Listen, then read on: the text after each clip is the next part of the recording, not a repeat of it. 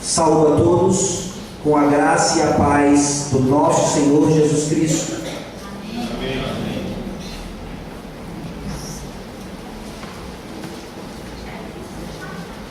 Querida igreja, abramos as nossas Bíblias no Evangelho de Lucas, capítulo 16. Iniciamos hoje mais um capítulo desse Evangelho que temos estudado há tanto tempo e que certamente tem nos trazido lições maravilhosas. Oremos para que nessa noite não seja diferente. Lucas, capítulo 16, versículos 1 a 13.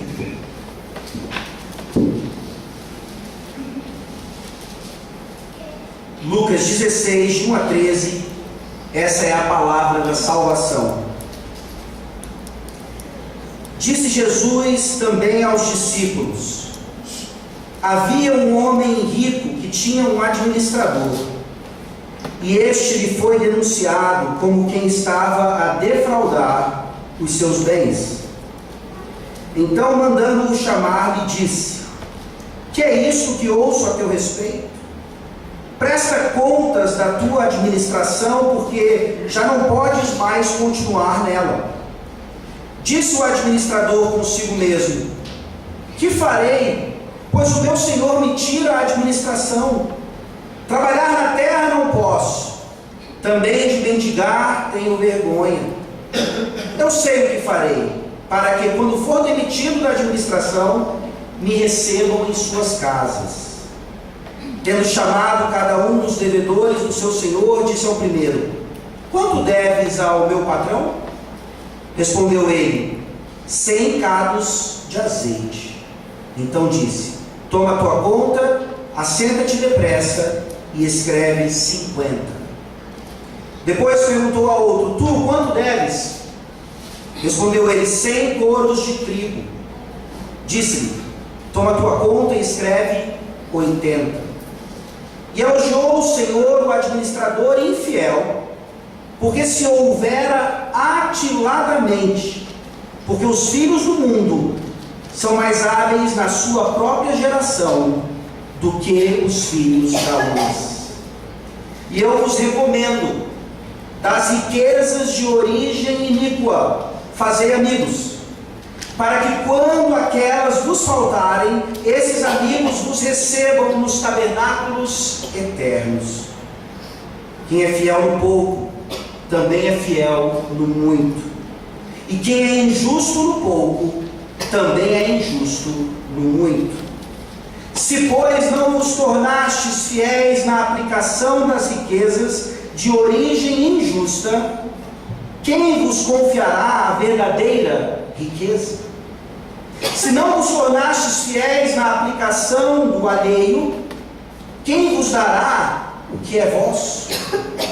Ninguém pode servir a dois senhores, porque ou há de aborrecer-se de um e amar ao outro, ou se devotará a um e desprezará ao outro. Não podeis servir a Deus e às riquezas. Amém. Amém. Vamos orar.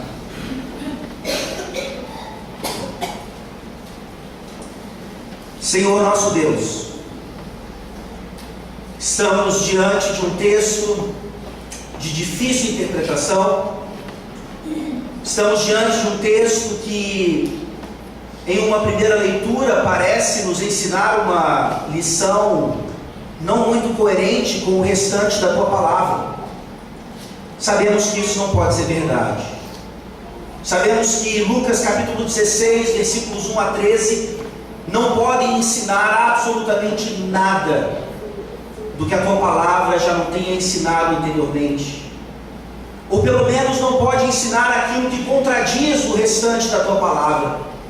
Principalmente porque essas são palavras do próprio Senhor Jesus Cristo, trazendo-nos essa parábola maravilhosa que tem tantas lições. Por isso te peço nessa noite, ó Deus, visita-nos poderosamente. Ilumina-nos, ó Deus, para que nós compreendamos exatamente o que o Espírito Santo quis dizer quando ele inspirou Lucas para registrar essas palavras como sendo palavras saídas diretamente da boca do teu filho. Ó Deus, ajuda-nos a compreender a verdadeira mordomia cristã. Ajuda-nos a ver essa noite como nós temos falhado nisso. Ajuda-nos, ó Deus, a sairmos daqui esperançosos de que podemos ser, sem dúvida alguma, melhores mordomos, e que com isso a tua igreja vai crescer, o teu reino vai se expandir, e nós teremos mais e mais convicção de que o nosso tesouro não está aqui, mas sim juntamente contigo, para onde nós estamos indo, para onde nós sabemos que há a verdadeira riqueza. Ó Deus, abençoa também aqueles que entraram aqui, cujo Deus ainda é Mamon, cujo Deus ainda são as riquezas, cujo Deus ainda é o dinheiro.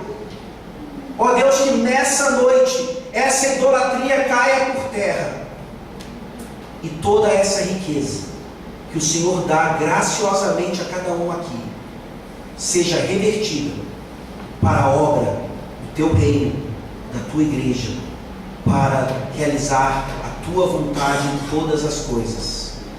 Oramos assim, ó Deus, em nome de Jesus. Amém. Amém.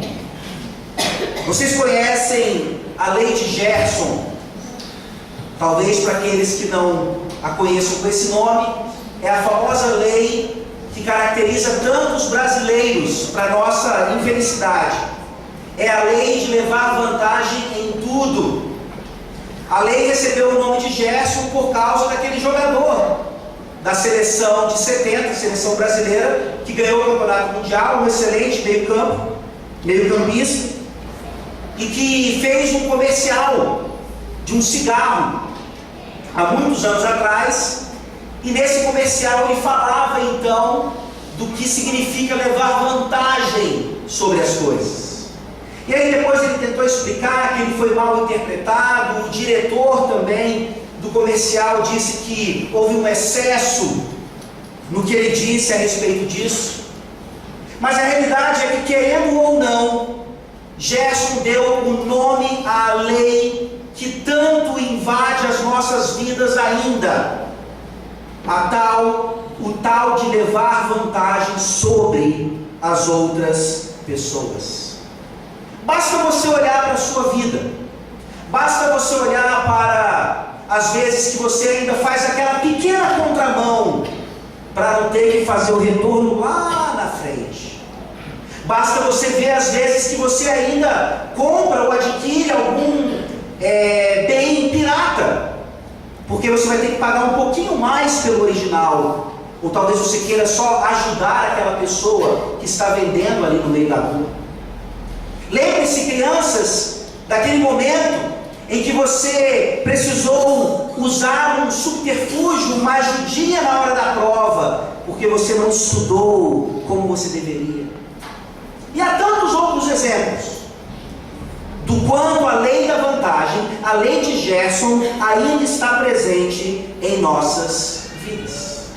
A lei de Gerson, então, de forma resumida, significa obter vantagens sem nenhum escrúpulo.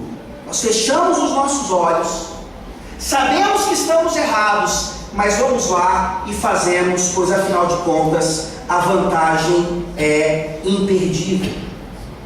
Nós vamos olhar, meus queridos irmãos, para uma parábola que, como orei a respeito, é de difícil compreensão. A primeira leitura dela não faz muito sentido para nós. Parece aqui, como dizem alguns comentaristas, por incrível que pareça, que Jesus está justificando de alguma forma a lei de Gerson.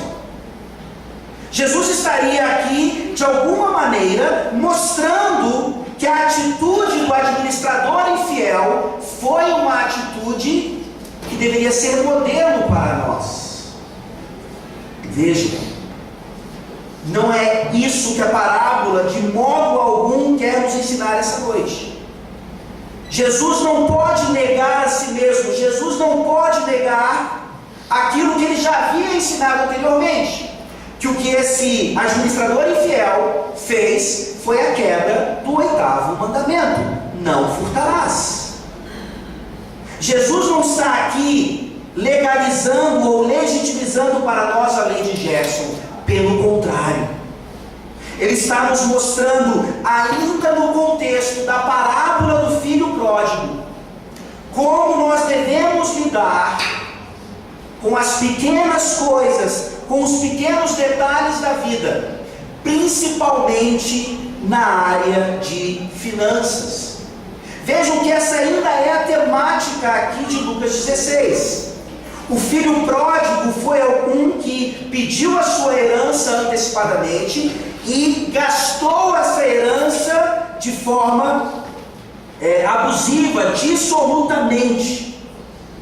E nós vemos então que Jesus aproveita esse tema para nos ensinar que a mordomia do administrador infiel é uma lição para a mordomia dos filhos da luz. Só isso já deveria chamar muito a nossa atenção. Jesus está usando a mordomia de um administrador infiel para trazer lições de mordomia para nós que somos filhos da luz. Nós vamos ver essa parábola em 2 pontos. O primeiro é a mordomia do administrador infiel, dos versículos 1 a 8. E depois, no restante da parábola, versículos 9 a 13, nós veremos a mordomia dos filhos da luz. Vejamos então se nós hoje, nessa noite, ainda nos achamos na mordomia do administrador infiel, aqueles que constantemente se utilizam da lei de Gerson, ainda mais nas áreas de finanças, ou se nós já aprendemos o que é a mordomia dos filhos da luz e a temos praticado de forma a glorificar o nosso Pai Celestial. Vejamos então a mordomia do administrador infiel, versículos 1 a 8. Os versículos 1 e 2 de Lucas 16 nos mostram aqui que essa mordomia ela era infiel. Leiamos mais uma vez. Disse Jesus também aos discípulos: havia um homem rico que tinha um administrador, e este lhe foi denunciado como quem estava a defraudar os seus bens. Então mandamos-o chamar e disse: que é isso que eu ouço a teu respeito? Presta contas da tua administração, porque já não podes continuar nela. A palavra aqui traduzida é traduzida como administrador, mas nós temos a ideia, já nesses primeiros versículos, de mordomo, mordomia.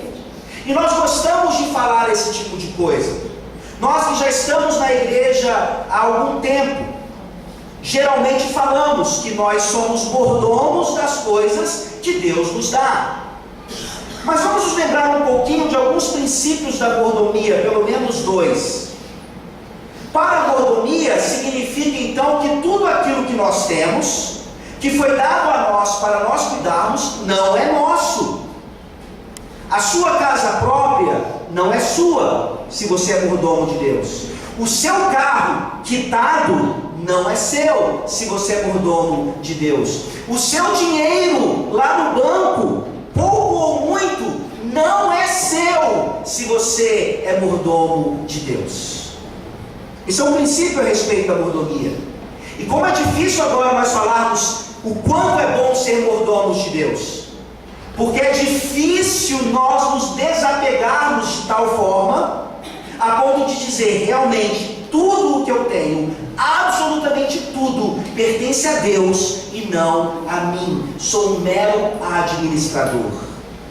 Isso claramente nos mostra como temos administrado mal então os bens de Deus, porque nós geralmente os tratamos como se fossem nossos. Faço do meu dinheiro, faço do meu carro, faço dos meus bens o que eu bem entender. Um mordomo não diz isso. A segunda característica de um mordomo é que ele deveria ser encontrado fiel. Várias outras parábolas, vários outros ensinamentos de Jesus mostram a ideia de que o Senhor Deus é ilustrado como aquele que deixa parte de sua terra aos cuidados de algumas pessoas, e ele vai embora, e um dia ele volta para que aquelas pessoas prestem conta do que eles produziram, do que foi rendido, ou do que renderam para o Senhor. Mais uma vez, se somos mordomos de Deus, como tem sido a nossa fidelidade? A primeira manifestação aqui para nós é desse administrador que não possuía essas coisas, mas apenas gerenciava, e ele claramente está sendo infiel. Ele vai receber as consequências disso. O patrão, o Senhor, diz claramente: essa administração não é mais sua. Ele está sendo demitido sumariamente. Meus queridos irmãos, a nossa péssima mordomia traz consequências terríveis. E se nós temos lidado com os bens que Deus tem nos dado de forma infiel, de forma negligente, não é à toa que a igreja, o povo de Deus, até mesmo as nossas famílias, têm sofrido e muito por causa dessa péssima mordomia. Mas vejam aqui então, que os primeiros versículos nos mostram essa infidelidade, que vai ser importante depois, lá na frente, no nosso segundo ponto. E a partir do versículo 3, então, até o versículo 7, nós começamos a ver que esse que foi demitido sumariamente, ou seria pelo menos, ele não se faz de vítima. Ele começa então a planejar para o futuro. Algo importante para um administrador. Se ele falhou de uma forma, ele não vai cometer o mesmo erro, principalmente se isso for garantir a sua sobrevivência. E aqui os versículos de 3 a 7, eu chamo aqui como estratégias de sobrevivência. A primeira estratégia de sobrevivência dele, no versículo 3, é rejeitar atividades legítimas de sustento, atividades legítimas de sobrevivência. Veja o que o versículo 3 diz mais uma vez. Disse o administrador consigo mesmo: que farei? Pois o meu senhor me tira a administração. Trabalhar na terra não posso, também de mendigar tenho vergonha. A primeira rejeição desse homem ao buscar a sua sobrevivência é em relação a um trabalho que nós diríamos assim, não tão vistoso assim. Trabalho com as mãos, trabalho na terra, é um trabalho vergonhoso. É trabalho para quem não estudou em escola particular. É trabalho para quem não teve as mesmas oportunidades que nós tivemos. Quando nós olhamos para trabalhos e consideramos esses trabalhos indignos ou vergonhosos, nós temos um sério problema em nosso entendimento do que trabalho é. Existe um ditado no futebol, acho que o Dadá Maravilha ele dizia isso: não existe gol feio, feio é não fazer gol. Pegando esse ditado, nós dizemos a mesma coisa, que à luz da palavra de Deus, não existe trabalho vergonhoso. Vergonhoso é não trabalhar. E nós fazemos uma comparação aqui, talvez com os nossos jovens do Brasil de uma forma geral e os jovens dos Estados Unidos. Sem contar que os jovens dos Estados Unidos, eles começam a trabalhar bem mais cedo que os nossos. Eles trabalham em coisas que os nossos jovens olhariam aqui e diriam: eu cuidar de crianças de outras pessoas? Eu fazer trabalhos que a empregada lá da minha casa faz? Eu que estudei, tenho mestrado e estou fazendo um doutorado, trabalhar no McDonald's como gerente? Meus queridos irmãos, não há nada de indigno em trabalharmos nessas coisas que claramente geram mais economia, não só para a sociedade, mas principalmente para nós. Porque pior do que trabalhar em alguma coisa que pareça vergonhosa, mas que gere algum dinheiro, é você ficar em casa estudando para concurso durante 10 anos sem conseguir passar, achando que concurso é o único trabalho digno que um brasileiro do seu porte pode fazer. Não seja como esse mordomo infiel. Comece a trabalhar. Principalmente vocês homens, jovens, querem se casar logo, a pressão está difícil, trabalhem. Mostrem para a população do Brasil que cristãos sabem e reconhecem o valor do trabalho, qualquer que ele seja. Aquele mordomo infiel não estava pronto para isso. Ele possivelmente só havia trabalhado em coisas burocráticas, não queria sujar suas mãos. Mas ele rejeita aqui uma outra atividade legítima. Ele fala também de mendigar, tenho vergonha. É óbvio que aqui o ensinamento não é que se não tivermos condições de trabalhar, se formos realmente necessitados, que nós vamos sair por aí mendigando. A ideia não é essa. A ideia aqui é que esse homem, ele se achava demais para poder viver da caridade dos outros. E aqui há uma legitimidade nisso. O valor da caridade. Talvez nós não queiramos viver às custas dos outros, obviamente. Talvez isso devesse se manifestar um pouquinho mais em relação aos programas estatais do Bolsa Família ou tantas outras bolsas, que acabam, infelizmente, transformando pessoas em parasitas. Isso é uma realidade.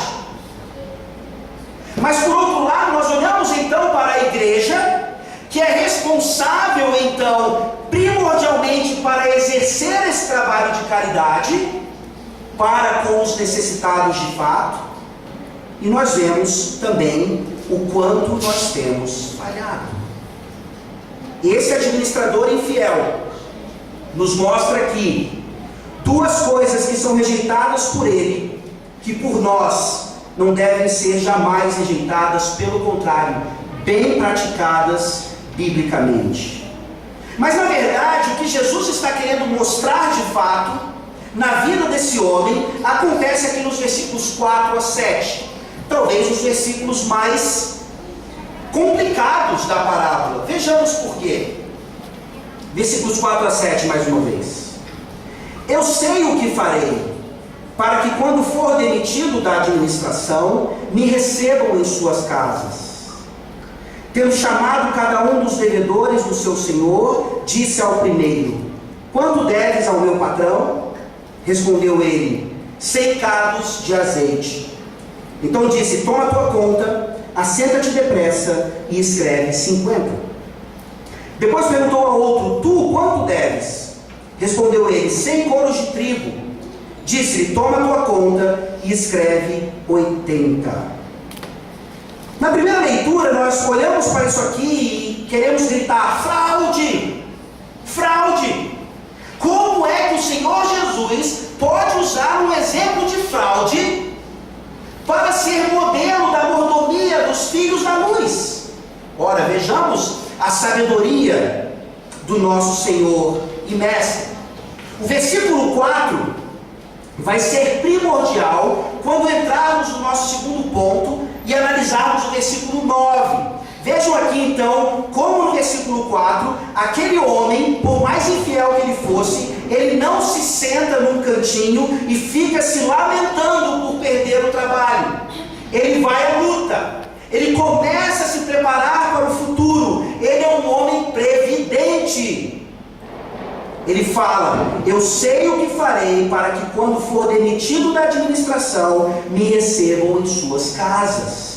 Ele está preparando o que nós chamaríamos hoje talvez de a sua aposentadoria. Não necessariamente o fato de ele não mais trabalhar, mas uma vez que ele tivesse demitido, o seu seguro-desemprego estava garantido.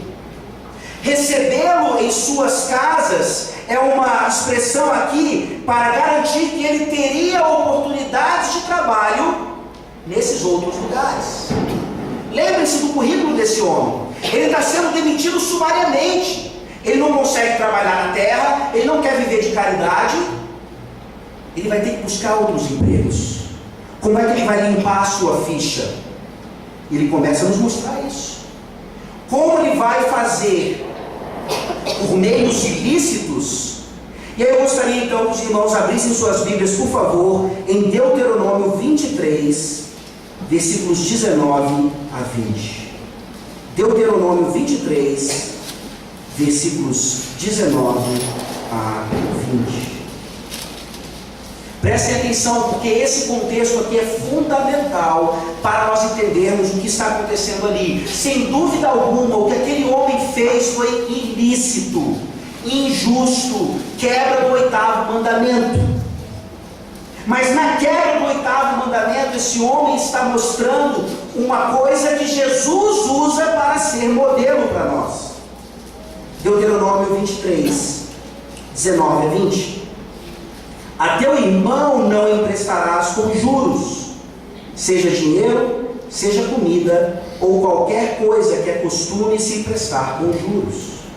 Ao estrangeiro emprestarás com juros, porém a teu irmão não emprestarás com juros, para que o Senhor teu Deus te abençoe em todos os teus empreendimentos, na terra a qual passas a possuir. Como é que esse texto joga a luz ao que nós estamos vendo? Não era só o administrador que era infiel, o patrão também era infiel, quebrando a lei de Deuteronômio 23.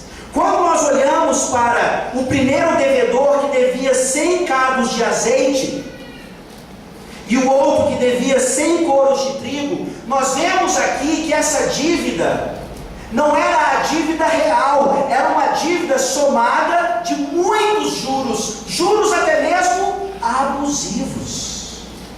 O administrador infiel sabia disso. Ele também sabia que o seu patrão, que o seu senhor, de acordo com Deuteronômio 23, ele não podia cobrar esses juros. Ele não podia cobrar ou realizar esse tipo de usura. É por isso então que esse administrador, conhecendo bem também a infidelidade do seu patrão, ele fala: vou reduzir a dívida, ou pelo menos vou tornar a dívida a mais justa possível. Por isso então que quando se trata de azeite, os juros eram mais altos. Você pode perceber isso inclusive na cultura judaica. A dívida de azeite era de 50, mas ele tinha que pagar 100, o dobro. Já a dívida do trigo, os juros eram um pouco menores.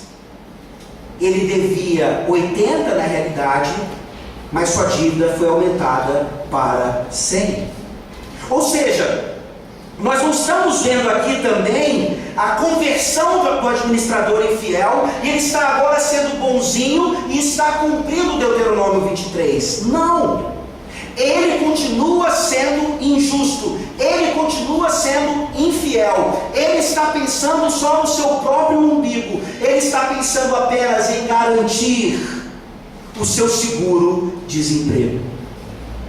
Ele está aqui manifestando então uma esperteza nos negócios, que no final das contas trouxe para as três partes envolvidas coisas positivas.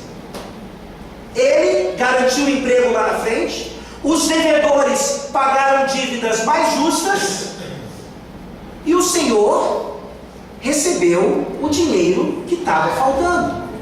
Talvez ele não tenha recebido tanto quanto ele esperava, mas quando ele olha para a estratégia do administrador infiel, a sua própria consciência lhe mostra: eu estava esperando receber tanto, mas nesse tanto tem tantos juros. Se você já deveu a alguém, e a sua dívida se acumulou por causa de juros, e você chega num momento e diz: olha, não tem como pagar. Aquela pessoa quer receber dinheiro. Você provavelmente recebeu uma proposta mais justa. Vejam, aquela pessoa não está perdendo dinheiro, ela está deixando de ganhar com o abuso da usura. É exatamente isso que está acontecendo aqui.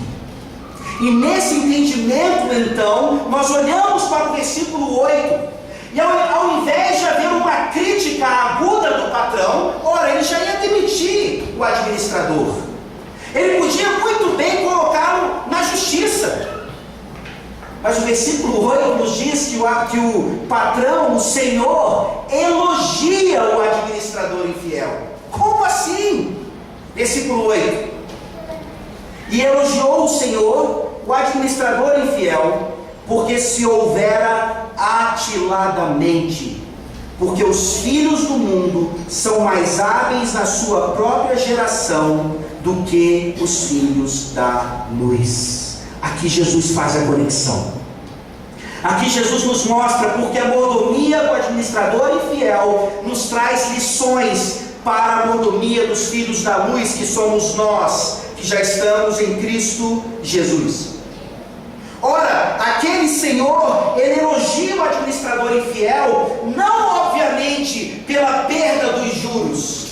Ele queria receber, mas ele elogia por causa dessa palavrinha aqui, ou expressão, porque se houvera atiladamente.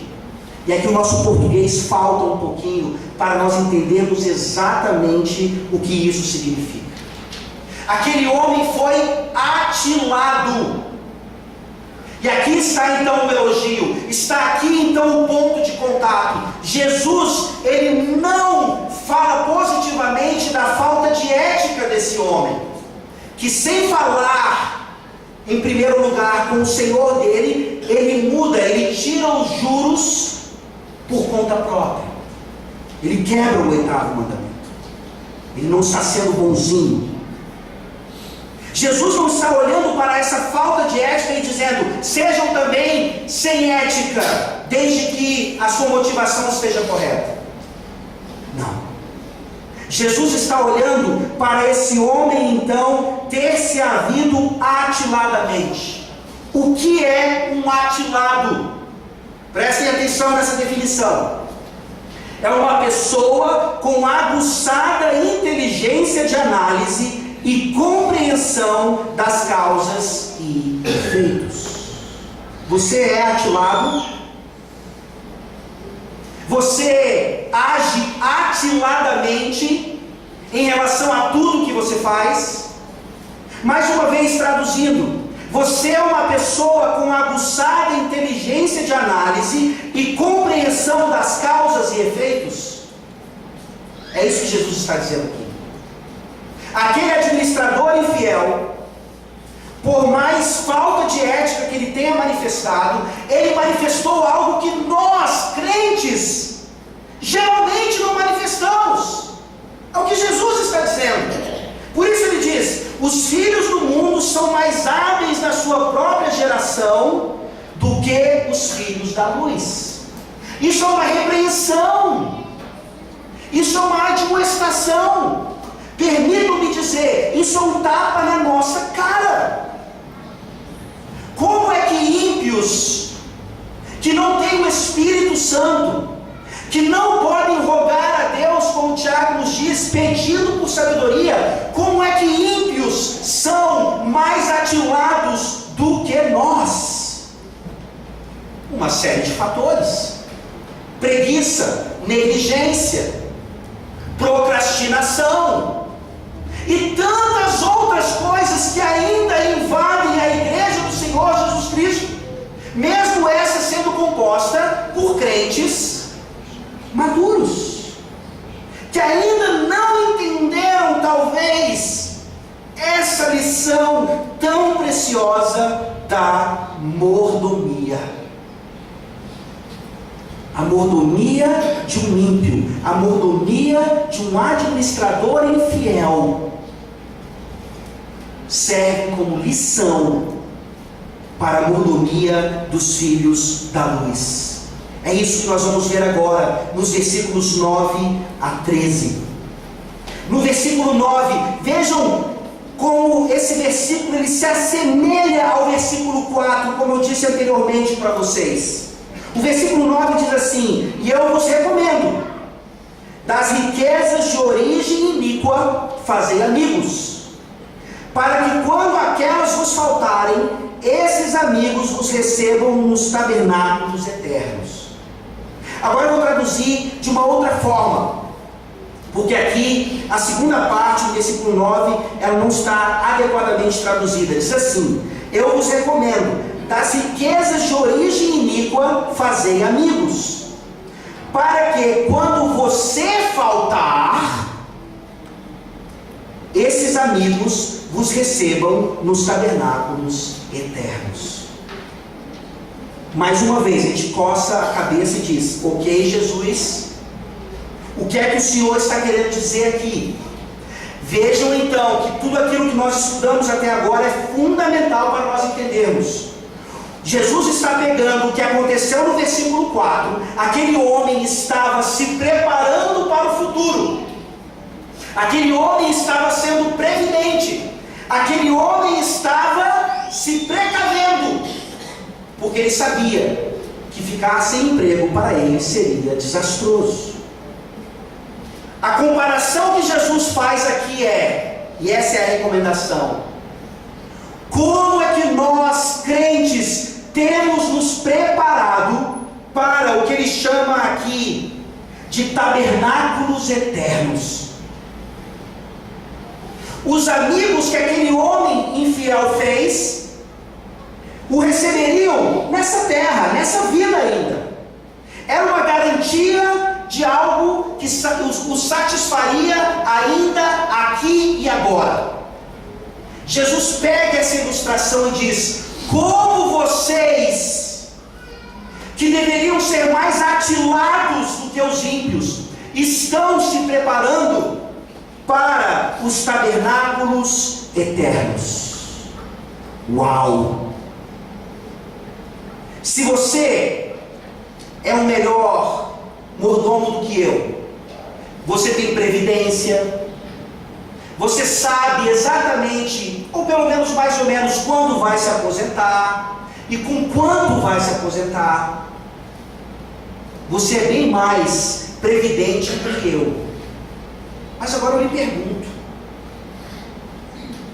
essa sua preparação para a aposentadoria tem a mesma intensidade que a sua preparação para os tabernáculos eternos? Talvez você seja tão precavido que até seguro funeral você tenha. E o seguro céu você tem? E o seguro tabernáculos eternos já entrou no seu orçamento? É exatamente isso que Jesus está dizendo, usando uma frase do filme Gladiador. Logo no começo do filme, o general Maximus diz o seguinte: o que nós fazemos nessa vida ecoa na eternidade. O que nós fazemos nessa vida faz eco lá na eternidade. O que Jesus está aqui falando para nós agora, em contraste com o administrador infiel, é que a nossa mordomia, como nós lidamos com as finanças que Deus nos dá, principalmente os investimentos no reino, ecoam na eternidade. Não, eu não estou ensinando algo diferente do Evangelho. Eu não estou ensinando que quanto mais você investe, que quando a moedinha bate lá no fundo do recipiente, uma alma sai do purgatório e vai para o céu. Eu não estou ensinando indulgências. Eu não estou ensinando que quanto maior for o seu dízimo, maior será a sua mansão nos céus. Não estou ensinando isso, porque não é isso que a parábola diz. O que eu estou dizendo é o que nós investimos no reino agora, sem dúvida alguma, faz eco lá no céu. Como é que nós temos investido no reino de Deus? É essa a expressão. Como é que nós temos feito amigos eternos? Da mesma forma que o administrador infiel estava garantindo o seu futuro, a pergunta aqui é: o que tem garantido o nosso futuro? Em outras palavras, se eu não consigo experimentar os versículos 10 a 13 em minha vida, eu devo seriamente me questionar se eu tenho um lugar nos tabernáculos eternos. Se a resposta da minha salvação pela graça somente não se iguala aos versículos 10 a 13, eu tenho que seriamente me questionar se eu já fui salvo de fato. Porque os versículos 10 a 13, em contraste com o administrador infiel, nos mostram qual é a mordomia fiel dos filhos da luz. Vejamos então isso como um espelho e peçamos a Deus que nos ajude a praticar essas coisas. Versículo 10, a primeira característica da fidelidade: quem é fiel no pouco também é fiel no muito, e quem é injusto no pouco também é injusto no muito. Vocês já ouviram isso antes? Talvez vocês nunca tenham aplicado isso à questão financeira, e de fato, de uma forma mais geral, nós estamos tratando aqui do caráter cristão. Nós estamos tratando aqui daquelas coisas que parecem pequenas, e talvez até sejam, e que por isso nós podemos fazer, sem que isso marque ou manche a nossa ficha. É aquela mentirinha que nós fazemos diariamente. É aquela, repetindo o exemplo, contramão que a gente faz. É a propina que a gente paga para o guarda, porque não pagamos ainda o IPVA e ele só está pedindo a cervejinha dele. É o imposto que a gente sonega, porque afinal de contas o Estado cobra demais. São essas coisas pequenas que o conselho da igreja jamais vai saber. E se ficasse sabendo, quem são eles para nos julgar? Porque tenho certeza que fazem as mesmas coisas. Que tipo de cristianismo é esse? O que Jesus está nos mostrando aqui, principalmente na área das finanças, é que se nós não somos fiéis no pouco, nós não seremos no muito. E qual é o seu argumento para não colaborar financeiramente com a igreja? Pastor, eu não tenho nem para mim. E você não colabora nem com R$1 para a igreja. Quando eu tiver, pastor, mas quando eu tiver, quando eu passar no concurso para o qual eu estou estudando por mais de 10 anos, aí o senhor vai ver, eu vou dar mais do que 10%. Mentira! Se você não consegue colaborar com R$1 para a igreja, você não vai colaborar quando você tiver um emprego fixo, cujo salário é muito bom. Você vai ter outras preocupações. A sua mordomia não vai ser fiel. Ela vai ser como a daquele homem. Você vai ter outras prioridades. Por isso, pais, por favor, desde cedo agora, se o seu filho ganha mesada, é dessa mesada então que ele tira 10% para colaborar com a igreja. Eu não sei qual é a sua opinião sobre dízimo, mas eu digo isso sem medo de errar. Se alguém algum dia lhe convenceu de que dízimo não é uma coisa do Novo Testamento, por favor, não ouça essa pessoa. Ah, mas foi o pastor tal, pastor tal. E a Bíblia diz o quê? Que o povo de Deus, tanto no Antigo Testamento quanto no Novo, colabora com a igreja, no mínimo, bem no mínimo mesmo, com 10% de tudo aquilo que Deus nos concede graciosamente. Sim, a nossa economia é difícil. Sim, talvez algumas famílias aqui, tendo mordomias fiéis, não tenham condições de colaborar com 10%. É verdade. Busque ajuda. Seja corajoso e sente com os presbíteros da igreja, se for o caso, com irmãos em quem vocês confiam e digam: me ajude, por favor, eu não sei organizar o meu orçamento. Faz anos que eu não colaboro com a igreja. Mas não faz anos que você deixa de comprar roupa, comida, fazer aquela viagem. Jesus está falando da mordomia no pouco. Porque se os nossos filhos aprenderem a dizimar da mesada, quando eles tiverem os seus próprios empregos, eles vão fazer questão de, no mínimo, continuar dizimando para a igreja. Você é fiel no pouco? Tenha certeza que quando vier mais, vocês serão fiéis também nesse muito. A próxima característica da mordomia fiel, também um texto difícil de compreender, versículos 11 e 12. Mas vejam o que Jesus está dizendo.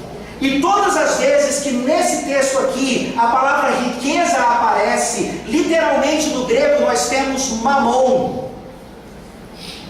Mamon. Versículos 11 e 12.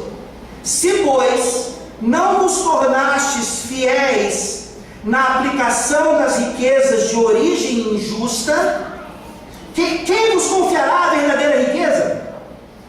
Se não vos tornastes fiéis na aplicação do alheio, quem vos dará o que é vosso? Então a primeira característica nos fala dessa fidelidade nas pequenas coisas, e agora essa característica nos fala de nossa apropriação do dinheiro, do vil metal, daquilo que, se não tomarmos cuidado, se torna de fato mamon em nossas vidas e nos tornamos assim idólatras. O que Jesus quer dizer com riquezas de origem injusta? Ora, eu trabalho e eu recebo por aquilo, como é que isso pode ser de origem injusta? Vocês trabalham e digam ao trabalhador do seu salário, como é que isso pode ser de origem injusta? É óbvio que Jesus não está ensinando isso aqui. Jesus não está dizendo que nós devemos saber então como agir quando aquilo que vem de forma injusta cai no nosso colo e a gente dá graças a Deus por isso. Gente, tem pessoas que olham para esse versículo aqui e justificam a fezinha que a gente faz na loto. Eu vou jogar na cena essa semana, pastor, mas é pecado, meu filho. Deixa eu te explicar por quê. Não, pastor, não. Eu estou lendo aqui o versículo 11. Eu sei que é pecado, mas essa riqueza de origem injusta vai ser uma bênção para a igreja. Eu vou ganhar 40 milhões na cena. Quanto que é o dízimo disso, pastor? Jesus não está ensinando, ou permitindo, ou dando a liberdade que crentes façam esse tipo de coisa. Aqui é uma comparação, quando ele fala riqueza de origem injusta, é em contraste com a verdadeira riqueza. O seu salário é legítimo? Glória a Deus. Quanto do seu salário você vai levar para os tabernáculos eternos? Você recebe um bom salário porque você trabalha dignamente? Aleluia por isso. Quanto desse salário você vai levar para os tabernáculos eternos? Nada. Absolutamente nada. ensinando: usem o suado dinheiro de vocês, não apenas para coisas legítimas da vida, como as necessidades, os prazeres, são todos maravilhosas dádivas de Deus que nos concede diariamente. Usem o suado salário de vocês no reino de Deus. Mais do que o dízimo. Cadê a sua especialização em economia, em orçamento familiar, para diminuir aqui numa coisa supérflua e aumentar a sua colaboração para a igreja? Você fazer questão que no final do mês ou no início do mês você consiga entregar para a igreja, para a glória de Deus Pai, 50% do seu orçamento. 50% do seu orçamento. Talvez eu já tenha dado essa ilustração aqui anteriormente, mas eu li a respeito de um pastor que conseguia devolver para a igreja das suas côngruas 75%. 75% do que ele recebia da igreja, ele devolvia para a igreja. Esse era um homem que sabia o que fazer com as riquezas de origem injusta, porque ele estava com os olhos na verdadeira riqueza. Ele estava querendo receber aquilo que era dele de fato, porque nessa terra nós cuidamos sempre, em todas as ocasiões, inclusive nas nossas necessidades, nós estamos sempre lidando com bens alheios, com os bens de Deus. Como é que nós ousamos ter um orçamento familiar que beneficia mais a nossa família do que o reino de Deus, do que a igreja do Senhor Jesus Cristo? Essa é a mordomia fiel, em contraste com a mordomia infiel. Meus queridos irmãos, nesses dois versículos nós aprendemos o quanto Deus espera de nós em investimentos. Talvez você saiba aqui até como investir em bolsa. Ajude o conselho da igreja a investir as riquezas da igreja nisso também, para aumentar a riqueza da igreja. Nós temos um pedaço de terra ali em Todos os Santos, riquíssimo. Quantos projetos nós poderíamos fazer ali para gerar renda para a igreja, para o reino de Deus, e o terreno estará parado. Como eu me arrependo de não ter estudado economia, e como eu sou tão burro quando diz respeito a aspectos financeiros. Mas vocês não são, eu conheço vocês são inteligentes. Usem essa inteligência para a igreja. Desenvolvam projetos, apresentem no conselho. Isso é aplicar as riquezas de origem injusta que vão permanecer aqui, para que mais e mais a igreja invista a verdadeira riqueza. E finalmente, no versículo 13, nós vemos a última característica, a característica definitiva, aquela que fecha toda a parábola. Qual era o problema do administrador infiel? Qual é o nosso problema no final das contas? Versículo 13: ninguém pode servir a dois senhores, porque ou há de aborrecer-se de um e amar ao outro, ou se devotará a um e desprezará o outro. Não podeis servir a Deus e às riquezas. Não podereis servir a Deus e a Mamon. Queridos irmãos, nós vemos que é um problema de idolatria. Nós vemos que é um problema de adoração errada. Nós vemos que é um problema ainda no meio da igreja, no meio dos crentes, de preferência às coisas deste mundo, às coisas lá dos altos céus.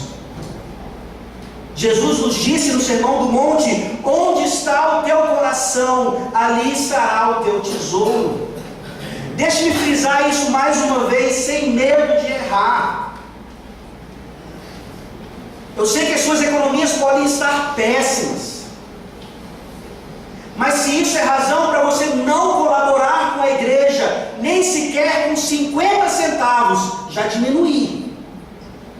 Nem sequer com 50 centavos por mês. Isso é evidência clara de que você adora a Mamon e não a Deus.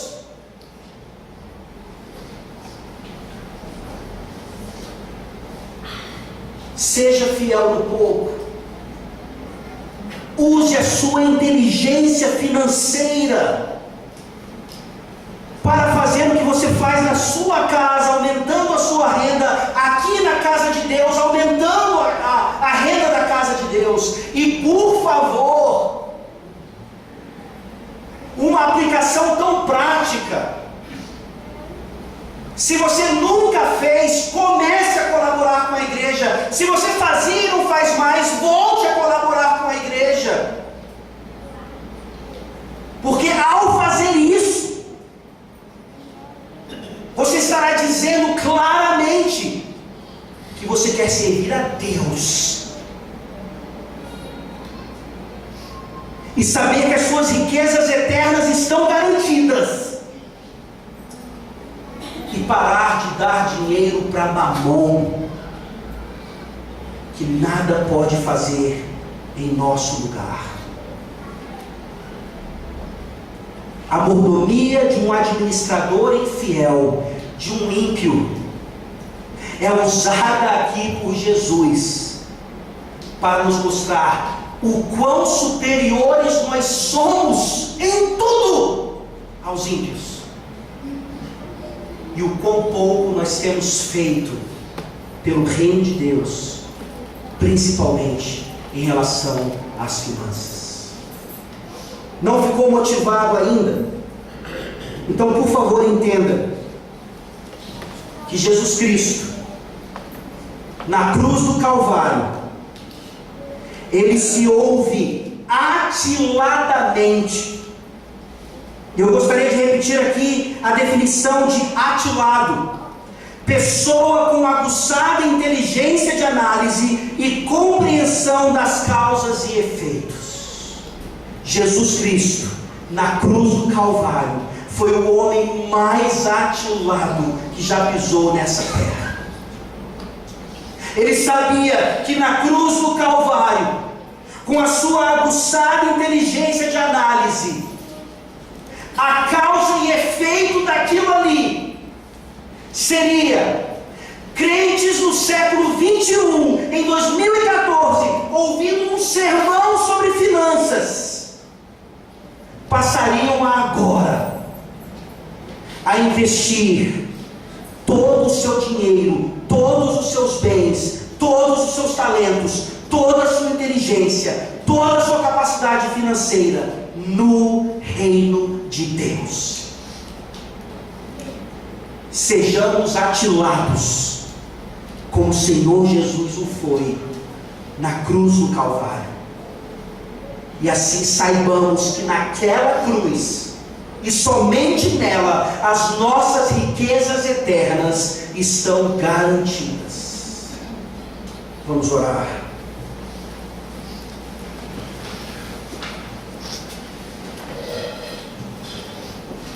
Ó Deus, por favor, transforma a nossa vida. Aos desempregados aqui, ó Deus, dê emprego. Aqueles que não querem trabalhar porque são se sentem mais dignos do que aquele trabalho. Ó Deus, traga humildade a essas pessoas, e que elas possam colocar a sua mão no arado para gerar riquezas, não apenas para a sua família, mas também para o reino de Deus. Senhor Deus Todo-Poderoso, livra-nos da infidelidade nas pequenas coisas. Nós criticamos a lei de Gerson, nós criticamos a lei da vantagem, e nós somos tão brasileiros quanto os outros brasileiros que praticam essas coisas. Senhor Deus Todo-Poderoso, nos dê sabedoria do alto, para saber o que fazer com aquele terreno maravilhoso que o Senhor nos deu lá em Todos os Santos. Ajuda-nos, ó Deus, a ter essa inteligência financeira, sabendo que não estamos fazendo isso apenas pelo material ou para aumentar a nossa renda e vemos o quanto isso é bom, mas sabendo que a tua igreja precisa ser rica para investir no reino de Deus. E enquanto isso não acontece, ó Senhor Jesus, nos ajuda a dar moedas, a dizimar um pouco, a colaborar um pouco, sabendo que o Senhor pega esse pouco e transforma em muito. Ó Deus, obrigado por essas lições maravilhosas dessa parábola, tão práticas. Mas se não for o Senhor, amanhã acordaremos da mesma forma como entramos aqui na igreja essa noite, sem valorizar o trabalho, sem saber como usar as riquezas desse mundo para o bem da tua igreja, e principalmente, ó Deus, adorando a Mamon e não a Santíssima Trindade. Ó Deus, que nessa noite aqueles que entraram aqui sem Cristo possam ter visto o quanto Ele investiu na cruz, e como de graça Ele oferece essa salvação àqueles que ouvem a sua palavra e se arrependem e confessam que querem adorar a Deus e não mais a Mamon. Tende misericórdia de nós, em nome de Jesus. Amém.